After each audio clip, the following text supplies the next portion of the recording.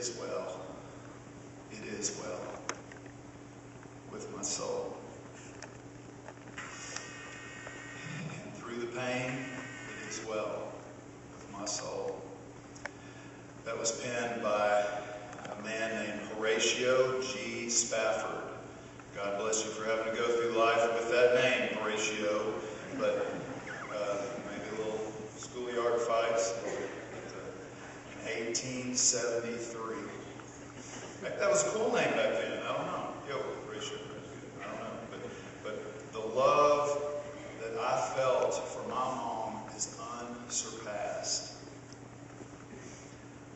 We had the most intense, angry relationship sometimes, and thus the deepest love on the other end of the spectrum.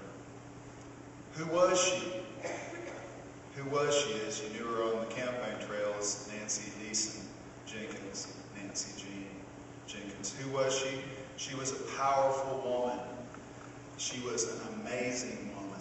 And no words on the planet can encapsulate that, can capture that. You'd almost have to just walk around with her for a while.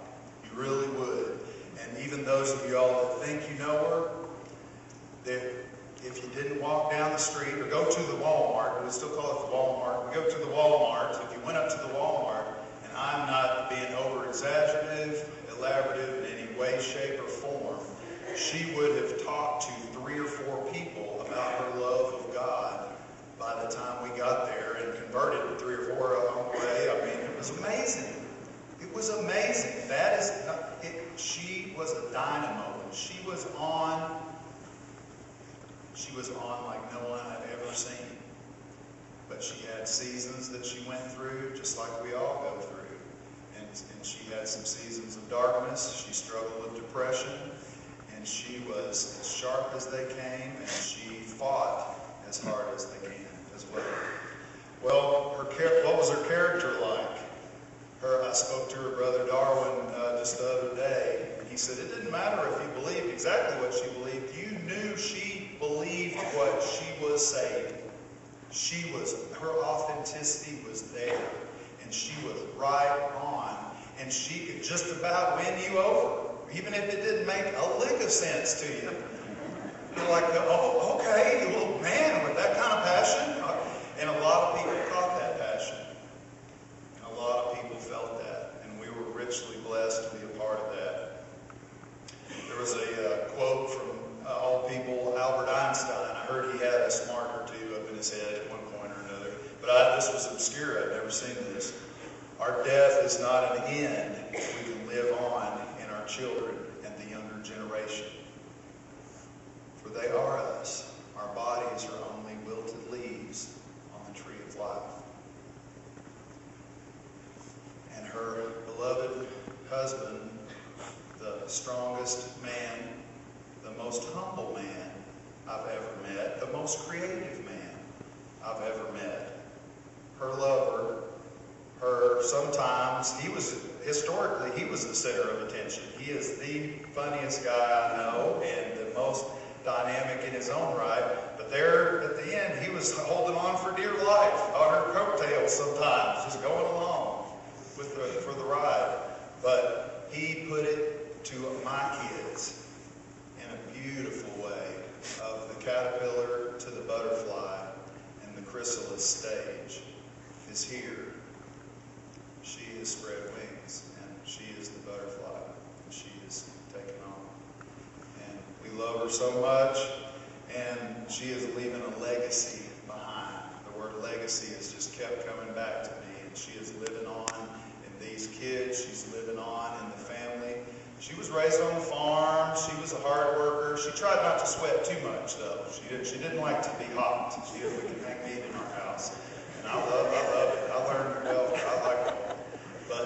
But she, Maurice and Letha Dell, instilled in her a character unsurpassed. And she loved through the tumultuous relationships in and out. She loved Donna. She loved Darwin. She loved Dale. And my dad put their relationship in the schematic of one of life's best love stories, the great love story, complicated, up and down, but deep and meaningful. And he told me this morning he realized it's not over. That it's just a few blinks of an eye and be together again.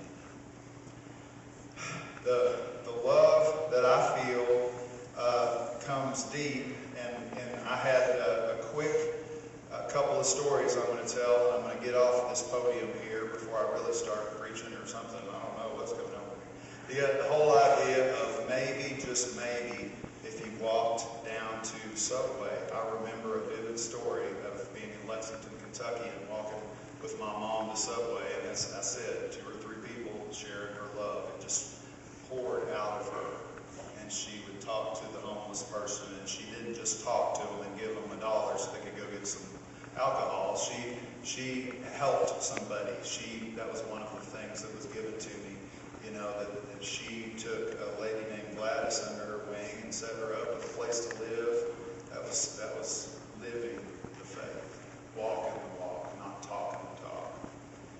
But the story I was thinking of is when we went up to Subway, I was ready to eat, and sure enough, you talk to 2, 3, 4. Okay, eternal salvation is great, Mom, but I'm hungry. Come on, and we were praying, but she didn't. She sacrificed. She loved deeply. She loved strongly. Some of the comments that were given to me were that she saved my life 4 times, 4 different occasions. She taught me to pray. How powerful is that? Oh, and by the way, many people said that, but one of the people that said that was the daughter of a preacher, and Nancy taught her. And of course, she led me to the Lord. That's a foreign concept to a lot of people. It was to me. I fought it tooth and nail. I thought I had it when I was young, but she was the real deal. One of her dearest friends, Lynn, said, what would Nancy want to be remembered for? Number 1, that she loved the Lord deeply. She loved her family dearly. She loved and suffered for the broken and the lost of the world.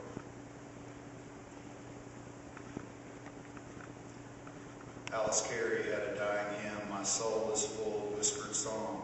My blindness is my sight. The shadows that I feared so long are all alive with light. She held on to a scripture that Dad told me. So do not fear. It's in Isaiah 41:3. For I am with you. Do not be dismayed. For I am your God. I will strengthen you and help you. I will uphold you with my righteous right hand.